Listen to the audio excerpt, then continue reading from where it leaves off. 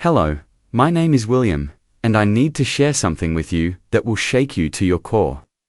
What I'm about to tell you is a story of betrayal so deep, it nearly destroyed what little faith I had left in family. But it's also a story of justice, of standing up for yourself when everyone else has given up on you. If you're someone who believes that respect and dignity should never be negotiable, no matter your age, then please, sit down and listen to my story. And if this touches your heart the way it should, please subscribe to this channel because there are many more stories like mine that need to be told, stories of people who refuse to be broken by those they trusted most. I'm 73 years old, and 3 weeks ago, I was lying in a hospital bed, staring at the ceiling tiles, counting each one like they were the remaining days of my life. The doctors had just finished explaining to me that my heart surgery had been successful, but the recovery would be long and difficult. "You'll need help at home, Mr. Peterson," the cardiologist said, his voice gentle but firm. "This isn't something you can do alone." At that moment, I felt grateful. Grateful that I had somewhere to go, grateful that I had family who would take care of me. You see, 5 years ago, I had made what I thought was the most generous decision of my life. I had given my house, the house where my beloved wife Margaret and I had raised our daughter Haley. I had given it to Haley as a gift, not sold it, not left it in a will, but given it to her while I was still alive so she and her husband Kevin could have security, could build their future without the burden of a mortgage. Margaret had been gone for 7 years by then. Cancer took her, swift and merciless, leaving me with a house full of memories and a life insurance payout that I knew I'd never need for myself. So when Haley suggested that maybe it was time for them to have their own place, when she mentioned how hard it was to save for a down payment in today's market, I didn't hesitate. I used Margaret's life insurance money, every penny of it, to pay off the remaining mortgage and transfer the deed to her name. "Dad, are you sure?" she had asked, but I could see the excitement in her eyes. "Your mother would have wanted this," I told her. "She always said this house was meant to keep our family together." How wrong I was about what keeping our family together would actually mean. The ride home from the hospital should have been filled with relief. Instead, it was filled with Kevin's complaints about traffic, about how the hospital parking had cost him $12, about how he'd had to take time off work. Haley sat in the passenger seat, scrolling through her phone, occasionally sighing dramatically when Kevin's complaints got too loud. "Dad, you're going to need to be really careful about not making too much noise when you get home," she said, without looking up from her screen. "Kevin's been working extra shifts, and he needs his sleep." I nodded, still feeling the effects of the anesthesia, still grateful just to be going home. Home, to the house that was no longer mine but still felt like mine. To the kitchen, where Margaret used to make her famous apple pie. To the living room, where we'd watched Haley take her first steps. To the bedroom, where Margaret had spent her final days, where I'd held her hand and promised I'd take care of our daughter. When we pulled into the driveway, I looked at the house with fresh eyes. It needed some work. The gutters were sagging. The front steps had a loose board. The garden that Margaret had loved so much was overgrown with weeds, but it was still beautiful to me. Still home. Kevin didn't help me out of the car. He went straight inside, muttering something about needing to get back to his video game before his friends logged off. Haley walked beside me, but not more like a prison guard, making sure I didn't try to escape. "Your room is upstairs," she said as we entered the house. "My room?" I asked, confused. For the past 5 years, I'd been living in the master bedroom, the room I'd shared with Margaret. "Kevin and I moved into the master bedroom last month," she said, still not meeting my eyes. "It's bigger, and we need the space. You can have the guest room." The guest room. In my own house. Well, not my house anymore, I reminded myself. Haley's house. I climbed the stairs slowly, each step sending a sharp pain through my chest where they'd cracked it open to reach my heart. The guest room was small, cramped, with a single bed and a dresser that looked like it came from a garage sale. My clothes, the ones Haley had packed while I was in the hospital, were stuffed into 2 black garbage bags in the corner. I sat on the edge of the bed, suddenly feeling more tired than I ever had in my life. This wasn't how I'd imagined my recovery going. In my mind, I'd pictured Haley bringing me soup, maybe sitting with me to watch the old movies Margaret and I used to love. I'd pictured Kevin asking about my war stories or my years working at the steel mill. I'd pictured being part of a family again, instead of just existing on the edges of one. The first few days were a blur of pain medication and sleep. When I was awake, the house was usually quiet. Haley worked at a medical billing company, gone from 8 to 5. Kevin worked nights at a warehouse, which meant he slept during the day and was grumpy when he was awake. I mostly stayed in my room, afraid to disturb anyone, afraid to be a burden. But on the fourth day, something changed. I woke up around noon, feeling clearer than I had since the surgery. The pain in my chest had dulled to a manageable ache, and for the first time, I felt hungry. Really hungry. I made my way downstairs slowly, holding onto the banister with both hands. The kitchen looked different. Margaret's cheerful yellow curtains had been replaced with dark blinds. Her collection of ceramic chickens, something I'd always teased her about, but secretly loved, was gone. Even her recipe box, the one her mother had given her as a wedding present, was nowhere to be seen. I opened the refrigerator, hoping to find something simple to eat. It was mostly empty except for Kevin's energy drinks, some leftover Chinese takeout, and a gallon of milk that was 3 days past its expiration date. I checked the pantry. A few boxes of cereal, some canned soup, not much else. My stomach rumbled loudly. I hadn't eaten a real meal since before the surgery, and suddenly, I was ravenous. I found a can of chicken soup and was struggling to open it with shaking hands when Kevin appeared in the doorway. "What are you doing?" he asked, his voice sharp, double quotes, just. "Trying to make some lunch," I said, holding up the can. He looked at me, like I'd just announced I was planning to burn the house down. "Haley does the cooking around here," he said. "You need to wait until she gets home." "I was just going to heat up some soup," I said. "I won't make a mess." Kevin stepped closer, and I could smell the stale beer on his breath even though it was barely past noon. "Look, old man, let me make something clear. This is our house now. We have rules, we have a system. You can't just waltz around here doing whatever you want." I stared at him, this man who was maybe 40 years old, talking to me like I was a child.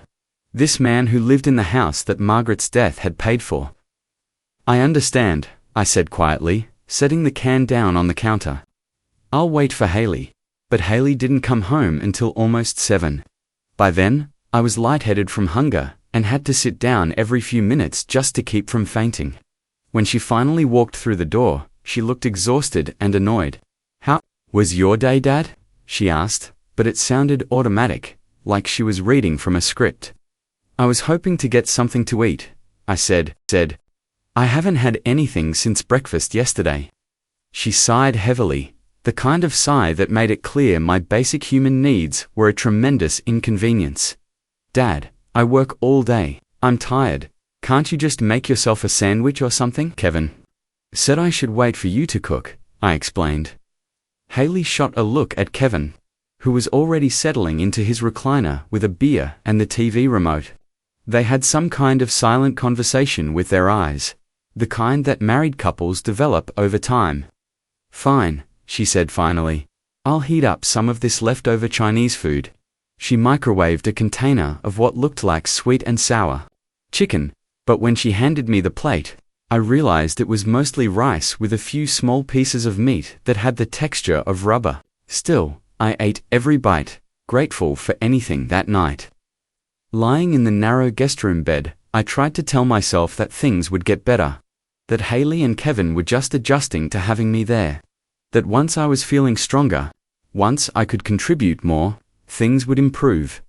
How naive I was. The next few days established a pattern that would define my new reality. I was expected to stay in my room unless I was using the bathroom or had been specifically given permission to come downstairs. Meals consisted of whatever leftovers were available, if there were any. More often than not, I went to bed hungry. Kevin's rules were extensive and seemed to multiply daily. I couldn't use the TV during his gaming hours, which apparently ran from noon to 6, and then again from 10 until whenever he felt like stopping. I couldn't use the shower when he might want to use it, which meant I was limited to a narrow window between 6 and 7 in the morning. I couldn't make noise after 9 p.m., even though his video games and loud phone conversations with his friends routinely went past midnight. But the worst part wasn't the rules. It was the way they looked at me. Like I was an intruder in what had once been my home. Like I was a burden they'd been unfairly saddled with. Like I was something to be tolerated rather than someone to be loved. Margaret would have been heartbroken. She'd always talked about how important family was, how we needed to take care of each other. "When you're old, William," she used to say, "the only thing that matters is knowing your children love you." If she could see how Haley was treating me now, in the house that Margaret's own life insurance had provided, 2 weeks into my recovery, I had what the doctors called a minor setback. I woke up in the middle of the night with chest pains and shortness of breath. I lay there for an hour, trying to decide if it was serious enough to wake anyone up. Finally, the pain became too intense to ignore. I made my way slowly down the hall to the master bedroom, my old bedroom, and knocked softly on the door. "Haley," I called quietly. "I think I need to go to the emergency room." There was a long pause. Then I heard Kevin's voice. "Are you kidding me right now?" The door opened, and Haley appeared, her hair messy, her face twisted with annoyance. "Dad, it's 3 in the morning. I know, sweetheart, but the chest pains are really bad, and the doctor said if I had any, it's probably just gas." Kevin called from the bed. "Take some Tums and go back to sleep." But Haley could see the fear in my eyes, could see that I was sweating despite the cool night air. "Get dressed," she said with a sigh. "I'll drive you." The emergency room doctor confirmed that it wasn't a heart attack, just some inflammation around the surgical site that would heal with time and rest. He prescribed some stronger pain medication and advised me to take it easy for the next few days. On the drive home, I expected Haley to be relieved that it wasn't serious. Instead, she seemed angrier than ever. "Dad, you can't keep doing this," she said, gripping the steering wheel tightly. "I can't be running to the hospital every time you have a little discomfort. I have work tomorrow. Kevin has work tomorrow. We have our own lives." "I'm sorry," I said. I was scared. The pain was so intense. "Well, maybe if you didn't spend all day sitting around feeling sorry for yourself, you'd heal faster," she snapped. I turned to look out the passenger window, watching the familiar streets of our neighborhood blur past. These were streets where I'd taught Haley to ride a bike. Streets where Margaret and I had walked hand in hand during our evening strolls. Streets where I'd lived for over 30 years, where I'd been happy, where I'd felt like I belonged. Now I felt like a stranger in my own town. When we got home, Kevin was waiting in the living room, and he was furious. "For hours," he said as soon as we walked in. "For hours of sleep I lost because of your hypochondria." "The doctor said it was real inflammation," I said, trying to keep my voice calm. "The doctor gets paid whether it's real or not," Kevin shot back. "You know what? I'm done with this. Haley, we need to set some boundaries." They sent me upstairs while they had their discussion. I could hear their voices through the floor, but couldn't make out the words. What I could hear was the tone, frustrated, angry, resentful. I was the problem they were trying to solve. The next morning, Haley came to my room with a list. An actual written list. "Dad, we've decided that things need to change around here," she said, not meeting my eyes. "These are the new house rules." I took the paper and read it, my heart sinking with each line. "No leaving your room without permission.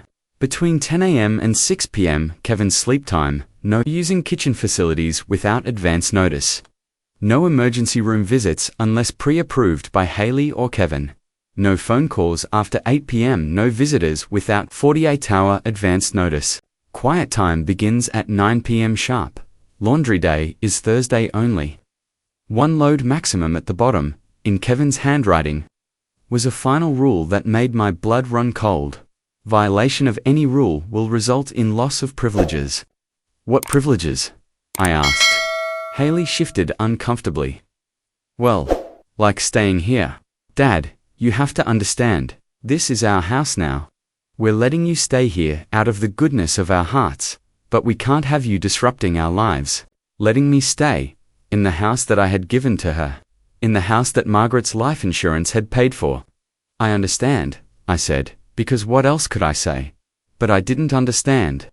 I didn't understand how the daughter I'd raised, the little girl who used to climb into my lap and tell me I was the best daddy in the whole world, could look at me with such cold indifference. I didn't understand how she could have forgotten all the times I'd sat by her bedside when she was sick. All the times I'd worked double shifts to pay for her school clothes. All the sacrifices Margaret and I had made to give her the best life. We could. Most of all, I didn't understand how she could be so cruel to me in the very house that her mother's death had provided. The days that followed were the darkest of my life. Darker even than the days after Margaret's funeral. At least then, I'd felt like I was grieving. Now, I felt like I was disappearing. I spent most of my time in the small guest room. Staring out the window at Margaret's neglected garden, I watched the roses she'd planted for our 25th anniversary die from lack of water. I watched the bird feeder that had brought her so much joy hang empty and unused. I watched the house that had once been filled with love and laughter become a prison. The isolation was crushing. I'd lost touch with most of my friends over the years. Some had died, others had moved to be closer to their own children. Still others had simply drifted away, as happens when you get older. Margaret had been my closest friend, my constant companion. Now I had no one. Kevin's resentment grew more obvious each day. He'd slam doors when he walked past my room. He'd turn the TV volume up loud when I was trying to rest. He'd make comments under his breath about freeloaders and dead weight. Once, I heard him on the phone with someone, saying, "Yeah, we're stuck with the old man. It's like having a really pathetic roommate who doesn't pay rent." But Haley's indifference was somehow worse than Kevin's hostility. At least Kevin's feelings were clear. Haley treated me like I was invisible, like I was a piece of furniture that happened to occasionally need feeding. She'd come home from work, acknowledge me with a brief nod, if I was lucky, and then retreat to her bedroom or go out with friends. I started to wonder if I was losing my mind. Had I imagined the close relationship I thought Haley and I had? Had I been deluding myself about being a good father? Maybe Kevin was right. Maybe I was just a burden, a pathetic old man who'd outlived his usefulness. 3 weeks into this new reality, I experienced what would become the turning point of this whole nightmare. I'd been having a particularly difficult day. The pain medication made me nauseous, but without it, the chest pain was unbearable. I hadn't eaten anything substantial in 2 days because the leftover Chinese food Haley had offered me the night before had made me sick. I was dehydrated, dizzy, and desperate. It was a Tuesday afternoon. Kevin was asleep, and Haley was at work. I made my way downstairs carefully, hoping to just get a glass of water and maybe find a piece of bread or some crackers. Anything to settle my stomach. I was standing at the kitchen sink, filling a glass with water, when Kevin appeared. He must have woken up when he heard the water running. "What the hell do you think you're doing?" he demanded. "Just getting some water," I said, holding up the glass. "Did you ask permission to leave your room?" I stared at him, this man who was young enough to be my son, who was living in my house, sleeping in my bed, and he was asking if I had permission to get a drink of water. "I was thirsty," I said simply. Kevin's face flushed red. "You were told the rules. No leaving your room during my sleep time, without permission." "I just needed some water," I repeated, my voice getting weaker. "I don't care what you needed," Kevin shouted. "This is my house, and you'll follow my rules, or you'll get out." His house. His house. I felt something crack inside my chest, and for a moment I thought it might be my heart giving out completely. But it wasn't my heart. It was something deeper. Something that had been holding me together through all of this humiliation and mistreatment. "This house," I said quietly, "was paid for with my wife's life insurance money." Kevin stepped closer, and I could see the veins bulging in his neck. "I don't give a damn whose money paid for it. The deed has Haley's name on it now, which makes it our house.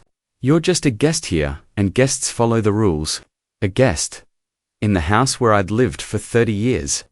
In the house where I'd carried Haley to her room every night when she was small. In the house where I'd held Margaret's hand as she took her last breath. I turned to go back upstairs, but the glass slipped from my trembling hands and shattered on the kitchen floor. The sound seemed to echo through the house like a gunshot. "Now look what you've done," Kevin screamed. "Clean it up." I bent down slowly, my surgical sight screaming in protest, and started picking up the pieces of glass. My hands were shaking, so badly that I cut my finger on one of the shards. Blood dripped onto the kitchen floor, the floor where Margaret used to dance while she cooked dinner, where Haley had played with her toy kitchen set on countless Saturday mornings. Kevin stood over me while I cleaned, berating me for being clumsy, for making noise, for disturbing his sleep. When I finally managed to get all the glass into the trash and clean up the blood, he followed me upstairs. "And you're not getting dinner tonight," he said as I reached my room. "Actions have consequences." He slammed my door so hard that a picture fell off the dresser, a picture of Margaret and me on our wedding day. I lay on the narrow bed, holding the photo, and for the first time since all of this began, I cried. Not the quiet, dignified tears I'd shed at Margaret's funeral, but sobs that came from the deepest part of my soul. I cried for the daughter I'd lost, for the respect that had been stripped away, for the dignity that seemed to disappear a little more each day. But most of all, I cried because I realized that Margaret had been wrong. When you're old, the only thing that matters isn't knowing your children love you. Sometimes, the only thing that matters is knowing that you still love yourself enough to fight back. That night, lying hungry and humiliated in that small room, I made a decision that would change everything. I was going to call my lawyer. James Morrison had been our attorney for over 20 years.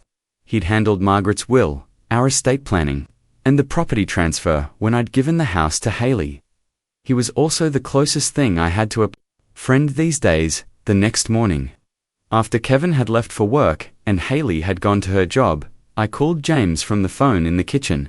"William," he said, and I could hear the genuine warmth in his voice. It had been so long since anyone had spoken to me with kindness that I almost started crying again. "How are you recovering from the surgery?"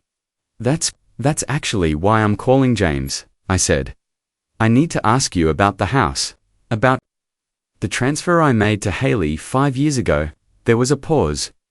"Is everything all right, William? You sound upset. I need to know. Are there any conditions attached to that transfer? Anyway, any circumstances under which, I couldn't finish the sentence. It seemed too impossible, too much to hope for. "William, are you asking if there's a way to reverse the transfer?"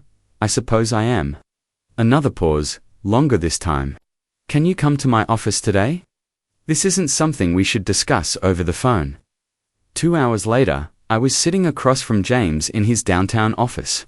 The same office where Margaret and I had planned our wills, where we'd discussed our hopes for Haley's future.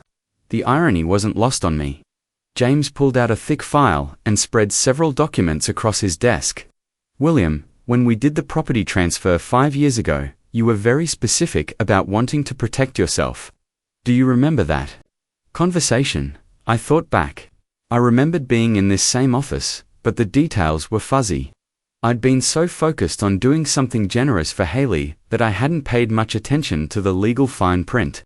"You insisted on what we call reversion clauses," James continued.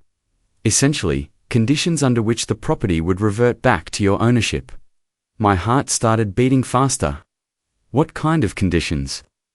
James put on his reading glasses and studied one of the documents. "Let me read this exactly as it's written. In the event that the grantor, William Peterson, is subjected to abuse, neglect, or mistreatment by the grantee, or any member of the grantee's household, or if the grantee's reasonable needs for housing, food, medical care, or basic dignity are not met, ownership of the property shall immediately revert to the grantor upon written notice." I stared at him, not sure I'd heard correctly. Are you saying? I'm saying that if Haley or her husband have been mistreating you, you have legal grounds to take your house back. The room seemed to spin around me. All this time, while I'd been feeling helpless and trapped, I'd actually had power.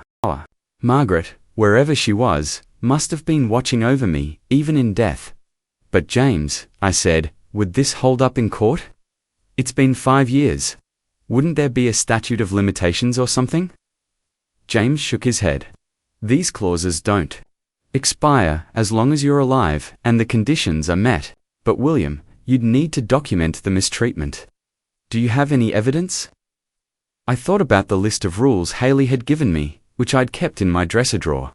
I thought about Kevin's verbal abuse, Haley's neglect, the way they'd isolated me in my own home. I have some things, I said.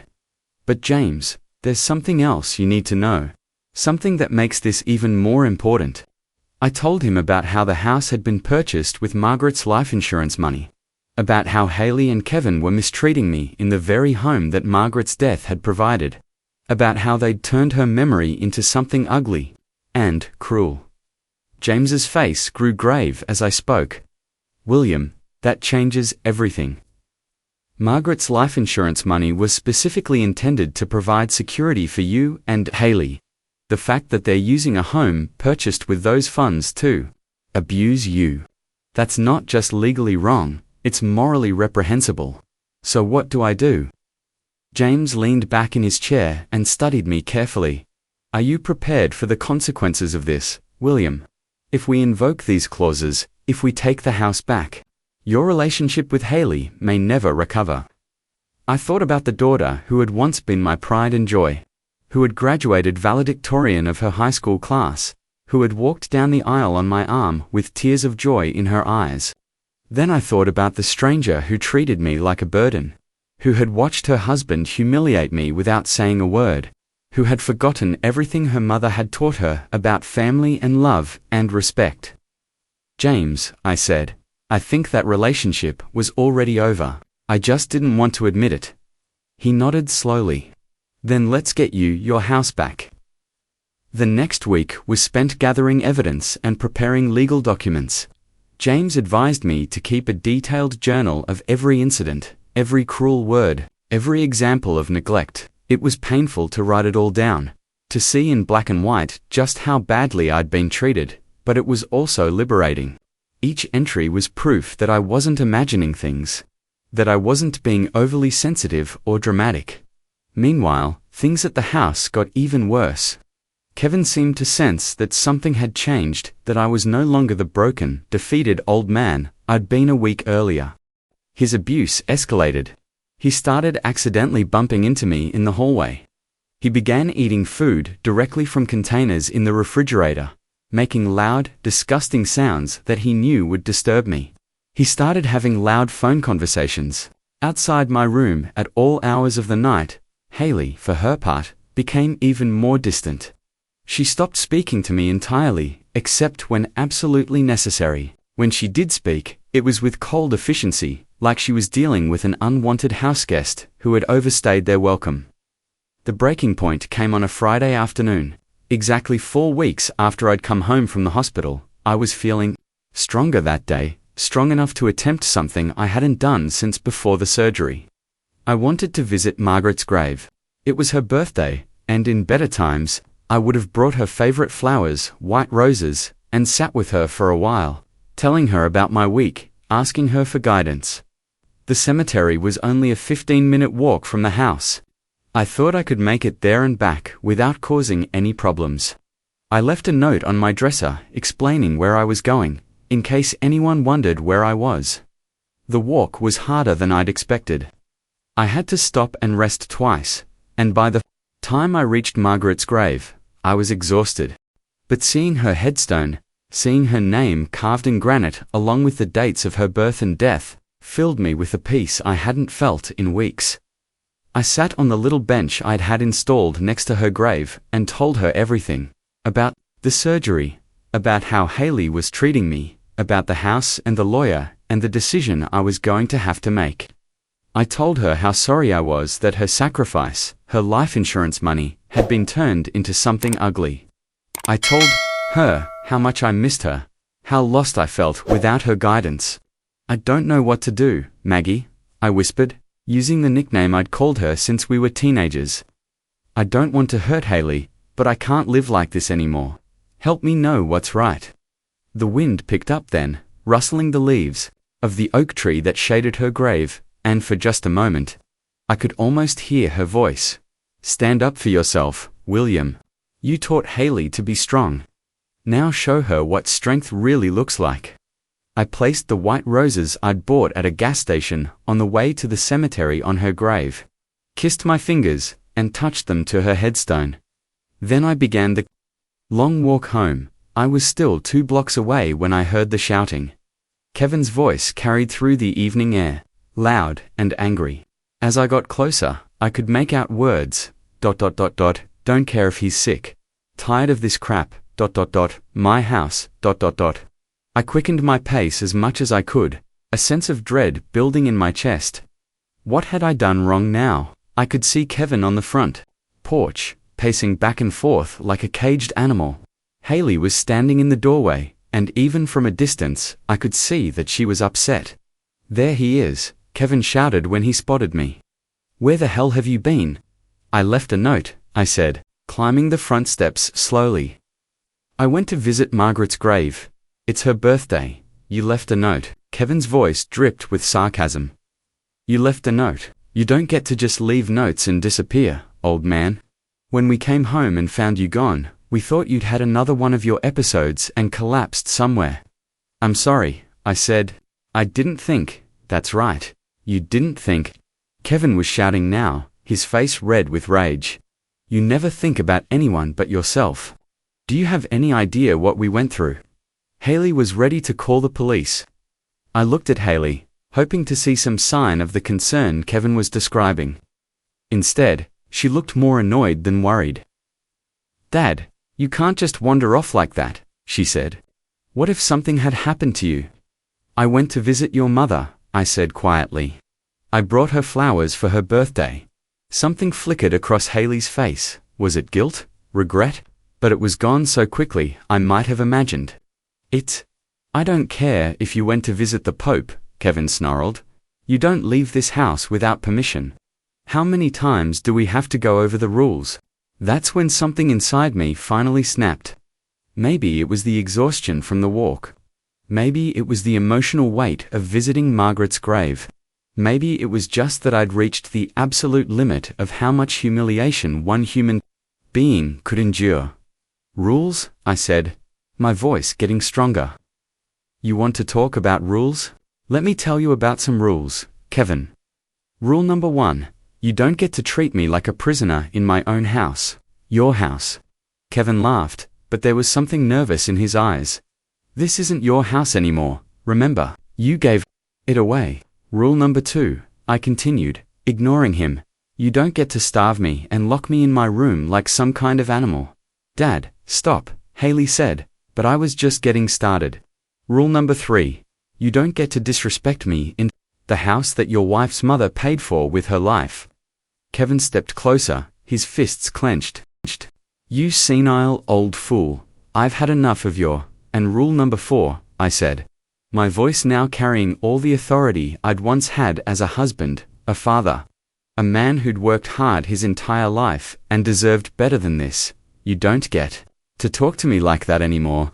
Kevin raised his hand as if to strike me. For a moment, we all froze. Haley gasped. I stood my ground, looking Kevin straight in the eye. Go ahead, I said quietly. Hit a 73-year-old man who just had heart surgery. Show your wife what kind of man she married.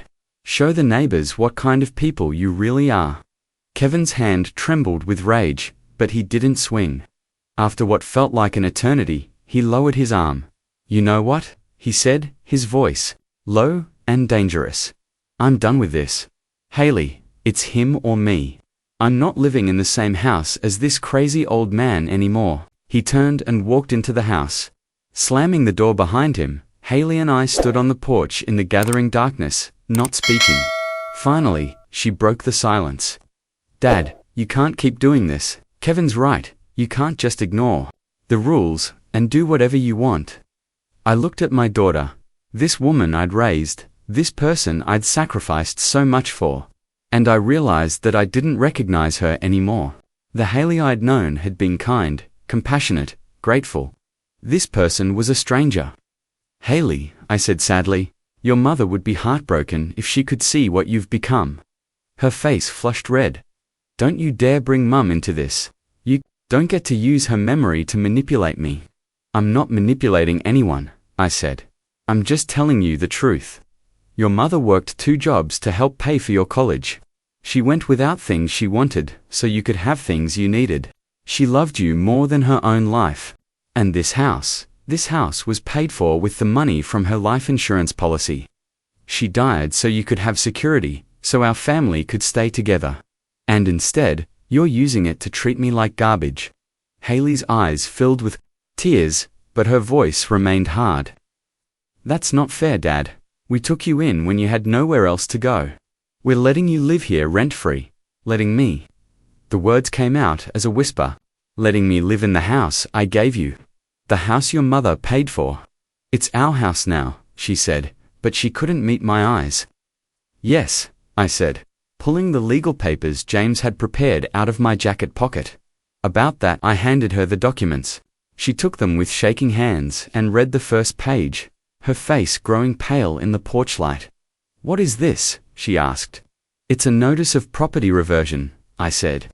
It turns out that when I transferred the house to you 5 years ago, I included certain conditions that have been violated. Haley's mouth fell open. You can single quotes, T. You have 72 hours to vacate the premises, I said, the words feeling strange and powerful in my mouth. I'm reclaiming my house. The front door burst open, and Kevin came charging out. What's going on out here? Haley handed him the papers with trembling hands. Kevin scanned them quickly, his face going through a range of emotions, confusion, anger, fear. This is bullshit, he said finally. You can't just take back a gift. That's not how it works. Actually, I said. That's exactly how it works when the gift comes with conditions that you've violated. What conditions? Haley asked, her voice small. I looked at both of them. These people who had made my life miserable for weeks. Who had treated me like I was less than human. Who had forgotten every lesson about love and respect and family that Margaret and I had tried to teach. The condition that I be treated with basic human dignity, I said. The condition that my reasonable needs for food, shelter, and medical care be met. The condition that I not be subjected to abuse or neglect in my own home. Kevin was studying the papers more carefully now, and I could see the moment when he realized that this was real, that this was legally binding. You son of a bitch, he whispered, you planned this whole thing. No, I said. I hoped I'd never have to use these clauses. I hoped that my daughter would remember how to love her father. I hoped that the man she married would have enough decency to treat an elderly, recovering heart patient with basic respect. I was wrong. Haley was crying now, tears streaming down her face. Dad, please, we can work this out, we can change. Kevin, tell him we can change. But Kevin was beyond reasoning. You manipulative old bastard, he snarled. You think you're so smart? Fine, we'll leave. But don't expect us to ever speak to you again. Don't expect us to take care of you when you get too old and sick to take care of yourself. Don't expect anything from us ever again. I stopped expecting anything from you weeks ago, I said sadly. Kevin stormed back into the house, presumably to start packing. Haley stood on the porch, sobbing. Dad, please, she said.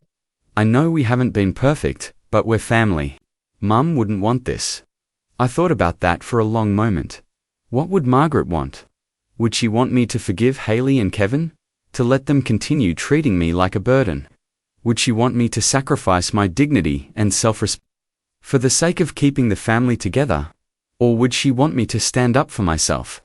Would she want me to reclaim the security and peace that her life insurance money was supposed to provide? Your mother, I said finally, would want you to be a better person than you've been. She would want you to remember that family means taking care of each other, not taking advantage of each other. She would want you to remember that respect isn't something you get to withdraw just because someone gets old or sick. Haley wiped her eyes with the back of her hand. So that's it? You're really going to kick us out? I'm reclaiming my house, I said. The house your mother paid for. The house where she wanted me to live out my final years in peace and dignity. And where are we supposed to go? I looked at this woman who had once been my little girl, who had once told me I was her hero, and I felt nothing but sadness. I don't know, Haley, I said. But I'm sure you'll figure it out. After all, you're a strong, independent woman. You've told me so many times how capable you are, how you don't need anyone's help. Now you get to prove it. The next 72 hours were a whirlwind of activity. Kevin spent most of the time on the phone, alternately screaming at lawyers who told him the reversion was legal and begging friends to let them crash on couches until they could find a place. Haley packed their belongings in a kind of shocked silence, occasionally stopping to stare at me like she still couldn't believe what was happening. On Sunday morning, their final day in the house, Haley came to find me in the kitchen. I was making coffee, real coffee, in Margaret's old percolator that I'd found in a box in the basement, along with her recipe box and the ceramic chickens that had somehow been relegated to storage. Dad, she said quietly, can we talk? I poured 2 cups of coffee and sat down at the kitchen table, the same table where we'd eaten breakfast together for 20 years, where I'd helped her with homework, where Margaret had taught her to play cards. I want to apologize, Haley said, not because of the house, not because you're kicking us out, but because ... because you were right. We treated you badly. I treated you badly. I looked at my daughter, really looked at her, for the first time in weeks. She looked tired, older than her 38 years.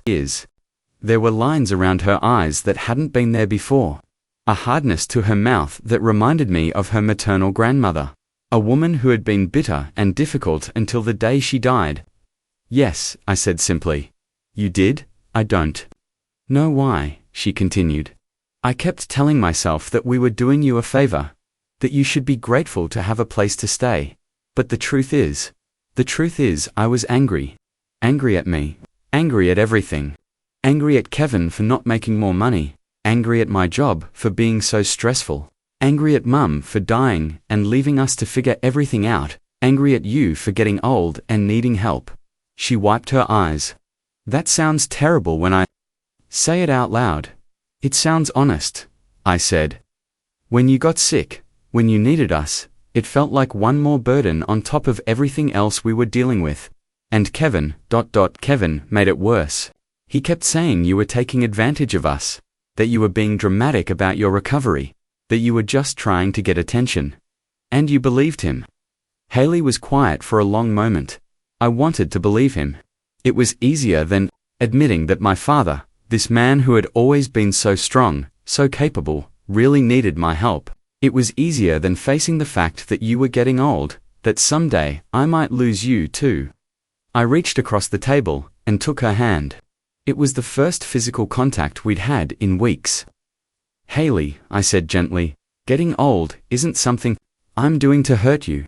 Getting sick wasn't a choice I made to inconvenience you. These are just things that happen in life. And when they happen, family is supposed to help each other through them. I know that now, she said. But it's too late, isn't it? You'll never forgive me for this. I thought about that question for a long time.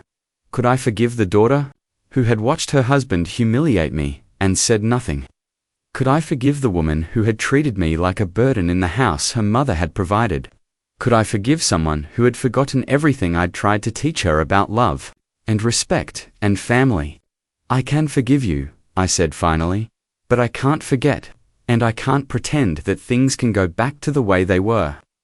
So what happens now? Now you learn to stand on your own 2 feet, you find your own place, you build your own life, you figure out who you want to be when no one is taking care of you, and us, our relationship. I squeezed her hand gently. That depends on you, sweetheart. It depends on whether you can remember how to be the daughter your mother raised you to be. A few hours later, I stood in the doorway and watched as Kevin loaded the last of their belongings into a rental truck. He hadn't spoken to me since that night on the porch, hadn't even looked in my direction. I didn't expect him to say goodbye, and he didn't, it in single quotes too. Haley came over to me as Kevin started the truck. "Dad," she said, "I want you to know, I'm glad you stood up for yourself. I'm glad you didn't let us treat you that way anymore. Mum would be proud of you." "I hope so," I said. She hugged me then, quickly and fiercely, like she used to when she was little and I was leaving for a business trip. "Love you, Dad," she whispered. "I love you too, sweetheart," I said. "I always will." Then she was gone, climbing into the passenger seat of the truck, not looking back as they drove away from the house where she'd grown up, the house that her mother's sacrifice had provided, the house that was mine again. I stood in the doorway, for a long time after the truck disappeared, feeling a mixture of sadness and relief. The sadness was for the relationship that had been damaged, maybe beyond repair. The relief was for the peace and dignity I'd reclaimed. That evening, I walked through the house, slowly, room by room, reclaiming my space. I moved back into the master bedroom, back into the bed I'd shared with Margaret for 30 years. I returned her ceramic chickens to their place of honor on the kitchen windowsill. I put her recipe box back in the drawer where it belonged. In the backyard, I stood looking at Margaret's neglected garden in the fading light. The roses were mostly dead, choked by weeds. The bird feeder hung empty and forgotten. But spring was coming, and I thought maybe I had enough strength left to bring it back to life. "I did it, Maggie," I whispered to the evening air. I stood up for myself. I got our house back. The wind rustled through the trees, and for just a moment, I could almost hear her voice again. "I'm proud of you, William. I'm so proud of you." That night, I slept in my own bed for the first time in weeks. I slept deeply and peacefully, without fear of being disturbed, without wondering if I was allowed to get up for a glass of water, without feeling like an intruder in my own home. The next few months were a time of healing and rediscovery. I hired a cleaning service to help get the house back in order. I started physical therapy to regain my strength. I began working in Margaret's garden, slowly nursing it back to life. Most importantly, I started rebuilding my own life. I reconnected with old friends I'd lost touch with. I joined a support group for recent widowers. I even started volunteering at the hospital where I'd had my surgery. Spending time with other elderly patients who didn't have family to visit them. I didn't hear from Haley for 3 months. Then, one day in early spring, she called. "Dad." Her voice was hesitant, uncertain. "Hello, sweetheart. I wanted to let you know. Kevin and I are getting divorced." I wasn't surprised. A marriage built on resentment and selfishness rarely survives real adversity. "I'm sorry to hear that," I said, and I meant it. Despite everything, I didn't want Haley to be hurt. "Dad, I've been thinking a lot about what you said. About Mum, about the house, about how we treated you. I want to make things right between us." "I'd like that too," I said carefully. Would you, would you maybe like to have dinner sometime?" I could cook. I found some of Mum's recipes in my things. I thought about Margaret's recipes, about the meals we'd shared around the kitchen table. About the daughter who had once helped her mother cook Sunday dinners. "I'd like that very much," I said. Haley came over the following Sunday. She brought groceries and cooked Margaret's famous pot roast, following the recipe exactly as her mother had written it. We ate at the kitchen table, just the two of us, and for the first time in months, we talked like father and daughter instead of adversaries. "The house looks good, Dad," she said, looking around the kitchen. "It looks like home again." "It feels like home again," I said. "I'm sorry it took losing it for me to remember what it meant. We've been having Sunday dinner together ever since. It's not the same relationship we had before, too much has happened for that.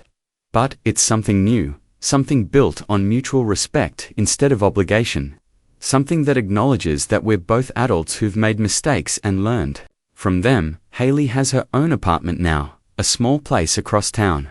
She's been promoted at work, and seems happier than she has in years. She's dating someone new, a man who treats her with kindness and respect, who understands that family is something you nurture, not something you take for granted. As for me, I'm still in the house that Margaret's sacrifice provided. I'm still healing, still growing stronger every day. I tend her garden, which is more beautiful now than it ever was when she was alive. I cook her recipes.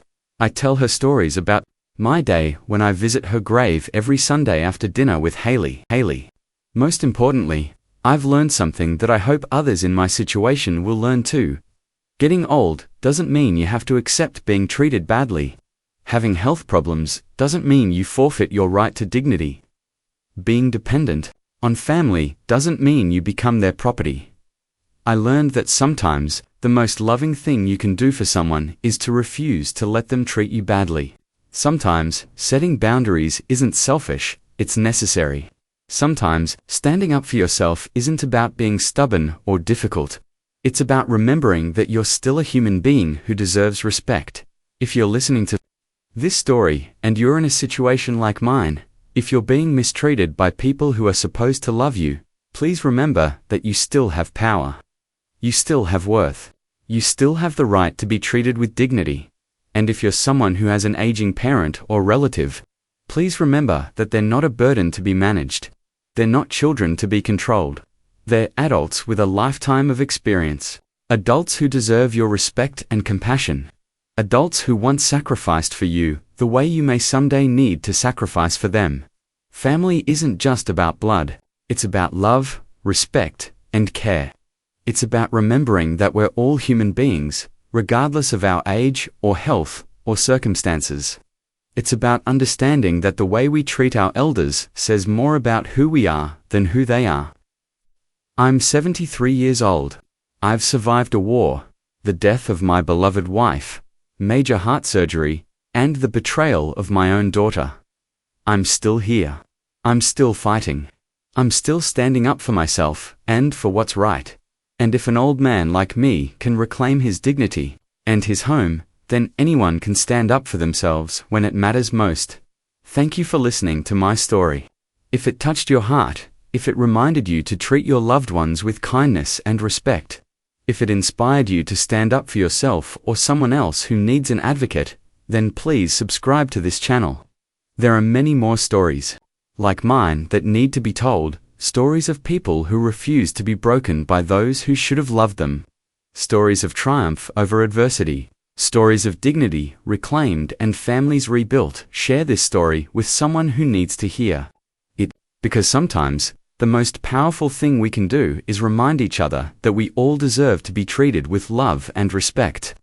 No matter how old we are, no matter how vulnerable we might seem. My name is William Peterson, and this was my story of how I got my house and my dignity back.